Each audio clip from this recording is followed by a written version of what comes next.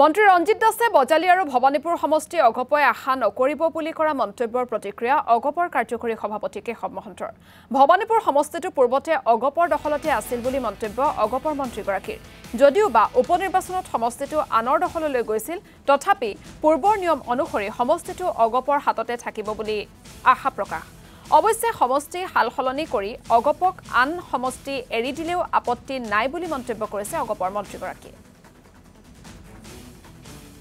আগত যেতিয়া এইটো বাই ইলেকশ্যনত বেলেগ এজন কেণ্ডিডেট হৈছিলে, গতিকে তাৰ পিছত ইয়াত যিহেতু আমি অৰিজিনেলি আছিলোঁ, এই বিষয়টো মই জনাত একো নিষ্পত্তি হোৱা নাই। আমি জনাত এতিয়া পূৰ্বৰ নিয়ম মতে এইটো চিট আমাৰ হাতত থাকিব। নহয়, দিয়া নিদিয়া নহয়, আমি ক'ৰবাত চিটৰ সাল সলনি কৰিব পাৰোঁ, সেইটোত কোনো অসুবিধা নাই। কিন্তু সেইধৰণে নিশ্চয় আলোচনাৰ মজিয়াত এটা ভাল সিদ্ধান্ত হ'ব বুলি মই আশা কৰিছোঁ।